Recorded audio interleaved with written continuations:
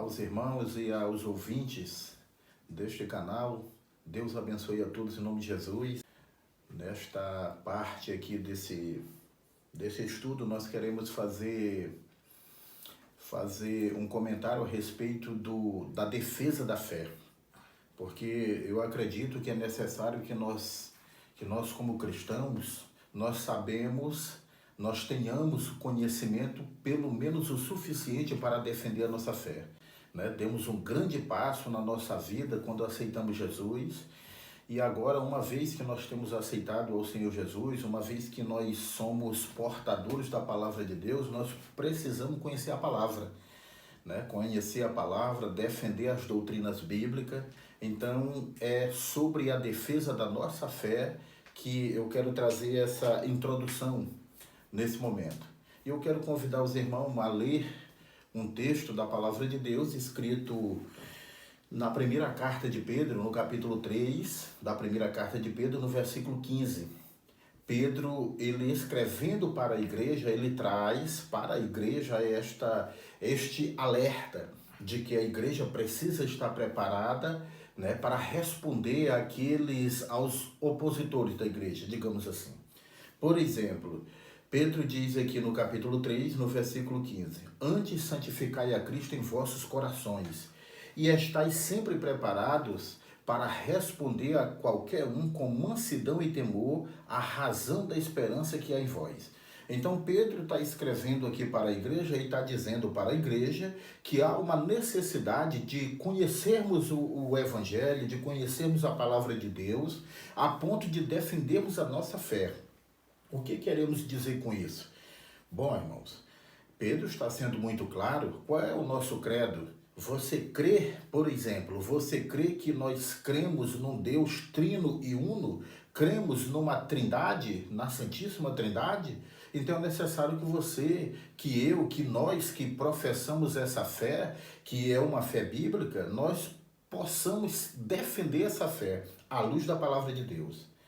Em outras palavras, nós cremos que existe uma alma que sobrevive à morte do corpo. Existe uma alma que sobrevive à morte do corpo. Pregamos essa doutrina, cremos nesse ensino. Então precisamos conhecer esse ensino a ponto de defender, de fazer a defesa de que realmente existe uma alma que resiste à morte do corpo. A morte para o crente, a morte para qualquer homem, para qualquer mulher, não é o fim de tudo. Existe uma alma que sobrevive à morte do corpo. Cremos nisso? Então precisamos saber explicar à luz da Bíblia.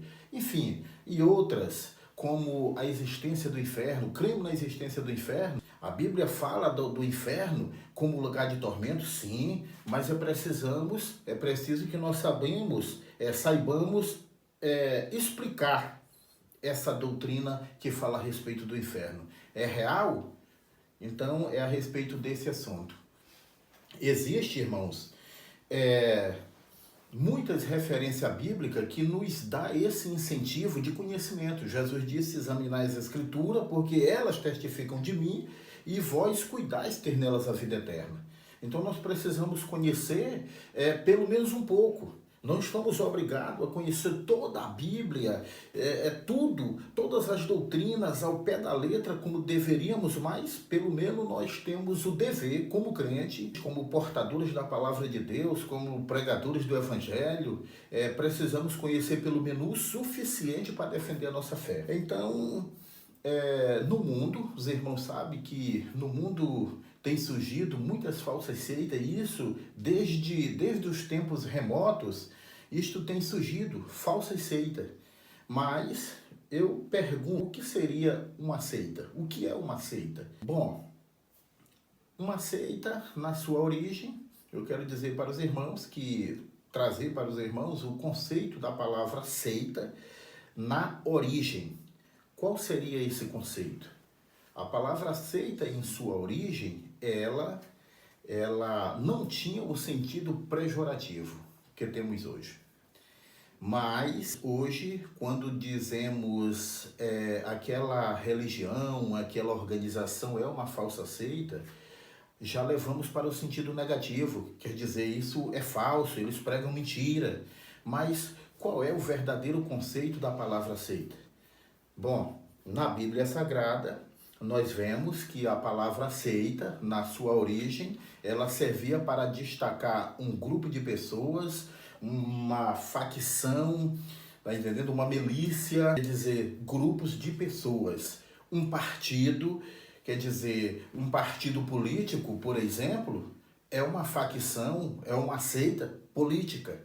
Uma facção criminosa é composta por pessoas, mas eles têm uma outra finalidade. Mas quando se trata de uma seita num sentido também religioso, uma organização, uma entidade como uma igreja, aqui se aplica a palavra na sua origem, que significa um grupo de pessoas, um partido, uma facção que defende um propósito, defende uma doutrina, defende um ponto de vista. Lá em Atos, no capítulo 15, no versículo 5, os irmãos conhecem que esse texto do capítulo 15 de Atos trata do primeiro concílio da igreja.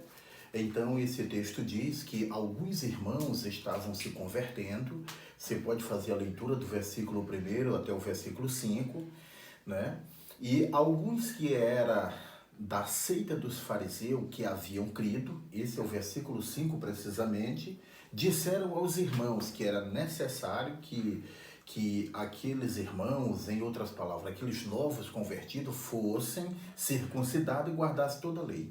Bom, mas o que queremos nos deter aqui nesse texto, nesse verso 5, é a expressão que diz alguns das seitas dos fariseus que haviam crido. Aqui está pessoas, né, como o texto já diz, havia um grupo que era da seita dos fariseus, mas agora eles haviam crido em Cristo, naturalmente, não é?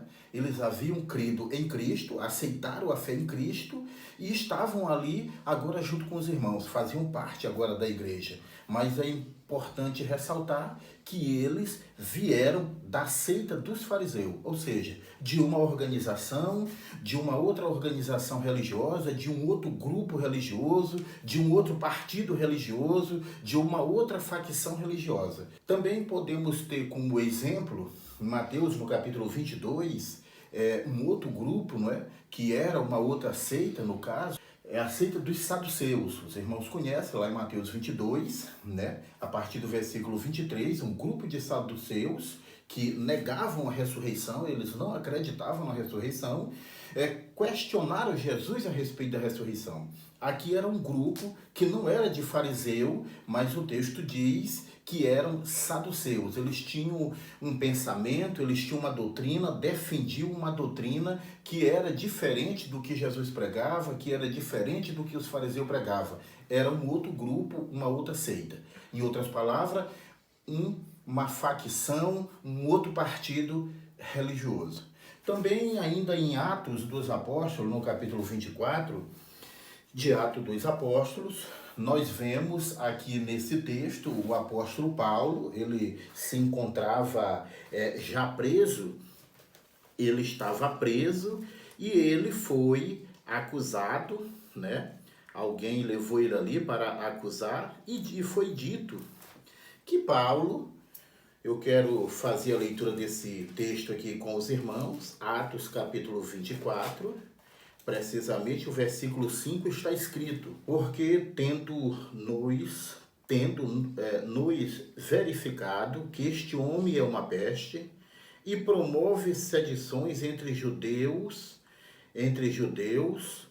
esparsos por todo o mundo, sendo também o principal divulgador da seita dos nazarenos. Então, a Bíblia, aqui em Atos, no capítulo 15, no versículo 24, quando o apóstolo Paulo foi acusado ali,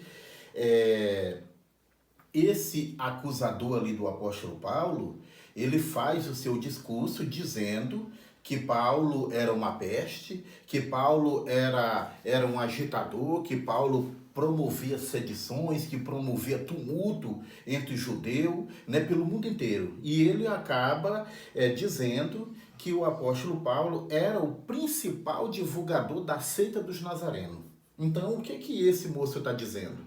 Bom, por exemplo, quando esse moço diz que Paulo era o principal divulgador da seita dos nazarenos, aquele homem não estava dizendo que a organização religiosa, que o credo de Paulo, aquilo que Paulo pregava era falso. Não era isso que ele estava dizendo. Ele simplesmente estava dizendo que Paulo era o principal agitador desse novo partido religioso que foi fundado pelo um homem que ficou conhecido como Nazareno.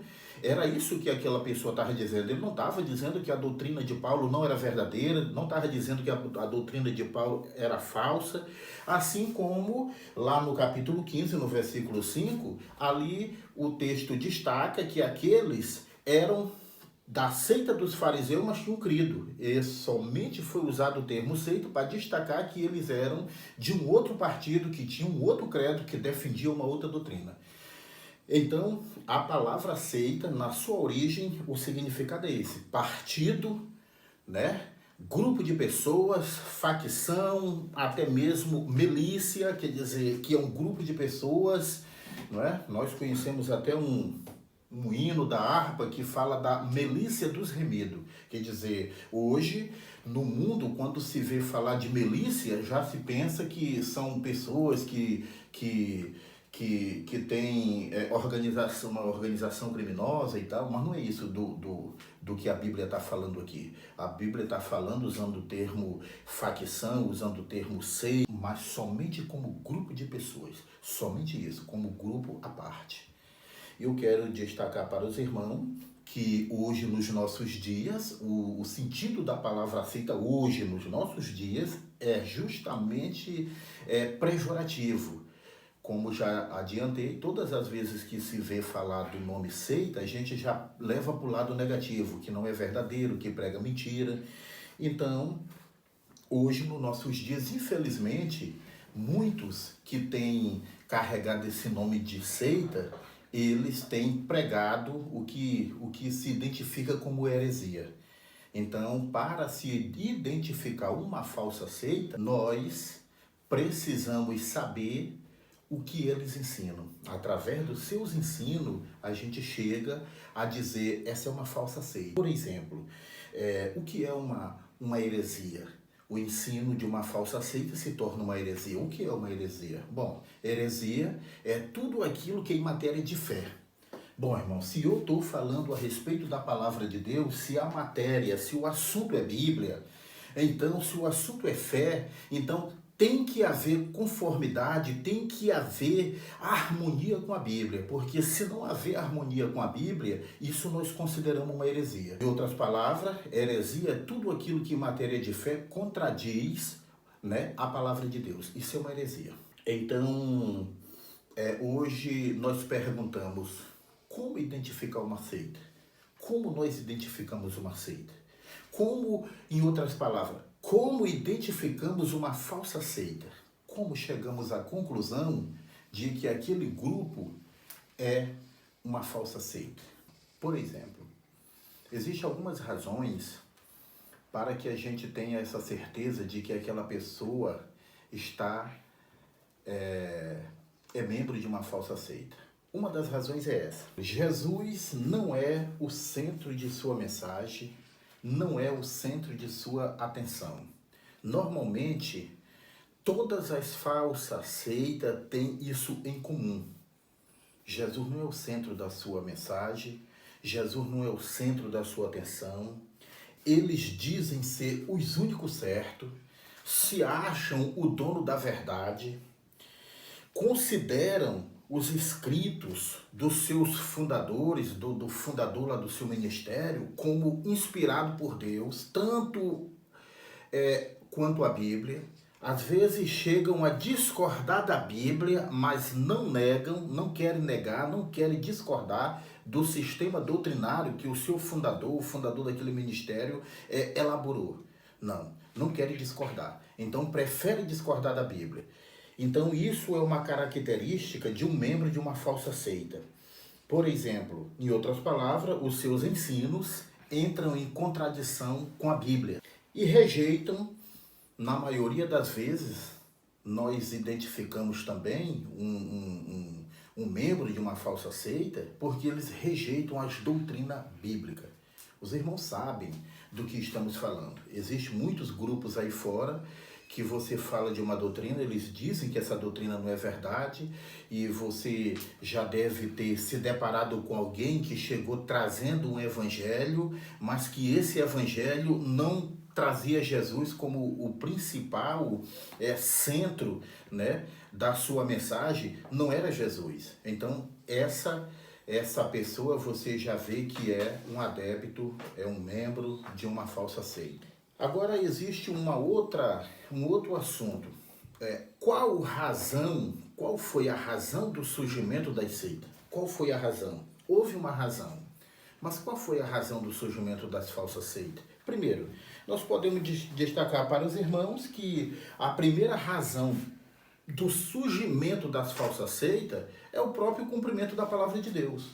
O próprio cumprimento da palavra de Deus é a razão do surgimento das falsas seitas. Mateus capítulo 24, a partir do versículo 4, Jesus disse assim: acautelai-vos para que ninguém vos engane, porque, né, surgirão falsos cristos. Versículo 11, Jesus disse que surgiria falsos cristos. Versículo 24 também, Jesus fala, né, do surgimento das falsas seitas. Então, os irmãos podem conferir na Bíblia, Mateus capítulo 24, verso 4 e 5, verso 11 e também o versículo 24. Em 1 Timóteo, né, no capítulo 4, do versículo 1 ao versículo 3, o apóstolo Paulo aqui fala da apostasia nos últimos tempos, né, que alguns apostatariam da fé, dando ouvido à doutrina de demônios. E o apóstolo Paulo aqui destaca dois exemplos do que ele chama de doutrina de demônio. Primeiro, ele diz que há um movimento religioso no mundo que proíbe o casamento. Ele diz que isso é doutrina de demônio. E há um outro movimento também religioso no mundo que ordena a abstinência de alimentos que Deus criou. Que diz, olha, você não pode comer isso, você não pode comer aquilo, você só pode comer isso. Os irmãos podem conferir no texto. Então, isso tem desde os dias do apóstolo Paulo e até os nossos dias. Nós temos visto isso. Então, a primeira das razões do surgimento da falsa seita é o cumprimento da palavra de Deus. Uma outra parte bíblica, lá de 2 Coríntios, capítulo 4, versículo 4, diz, né, que o Deus desse século, no caso, Deus com D minúsculo, o texto aqui se refere a Satanás, cegaria o entendimento dos incrédulos para não ver o resplendor do evangelho de Cristo, da verdade de Cristo. Então, existe esse texto aqui, nos mostra que existe uma influência maligna, uma influência satânica no surgimento das falsas seitas. Então, como vemos isso? Por exemplo, lá em Mateus, no capítulo 13 de Mateus, no versículo 24 em diante, ali trata do joio e do trigo. O texto vai dizer que o Senhor mandou os seus servos semear a boa semente. Mas estes servos, depois que fizeram a semeadura desta boa semente, eles negligenciaram. Tem texto que diz que dormiram, mas eu prefiro essa versão que diz negligenciaram. Então, o texto vai dizer que o inimigo veio e lançou também o que ele chama de joio, o que a Bíblia que chama de joio. A boa semente foi semeada e se chamava trigo, mas os servos negligenciaram e o inimigo veio e semeou o joio. Quando os servos do Senhor voltaram na seara para ver se o trigo tinha brotado, mas o joio também tinha brotado. Então, os servos do Senhor, eles identificaram, tá entendendo? Aquela semente que não era boa, eles souberam identificar. E o texto diz que ambos cresciam junto. Então, aqui nós vemos que, apesar da palavra de Deus ter sido semeada, está sendo semeada, né? A boa palavra, o trigo, o inimigo também tem semeado, tá entendendo? tem semeado aquela, podemos dizer, tem torcido a palavra de Deus, né? Tem pregado, enxertado as heresias entre muitas organizações religiosas. Então, nós temos visto isso no nosso dia a dia. Aqui surge uma portinha, ali surge outra porta. Eu costumo dizer que nós medimos uma igreja justamente em cima daquilo que ela prega, a doutrina que ela prega, porque se não tem conformidade com a Bíblia, então consideramos uma falsa seita. Mas Isaías capítulo 40, versículo 8, diz que seca-se as ervas e cai as flores, mas a palavra de nosso Deus subsiste eternamente. Amém? Na continuação desse vídeo, nós vamos estar trazendo uma palavra sobre alguma seita, né? Vamos ainda ver qual vai ser a seita, que nós vamos fazer um comentário a respeito de alguma dessas falsas seitas que conhecemos no mundo. Amém? Então, os irmãos, os amigos, podem assinar o canal, né? Ativar o sininho das notificações e deixe o seu like, não é? E compartilhe o vídeo. Amém?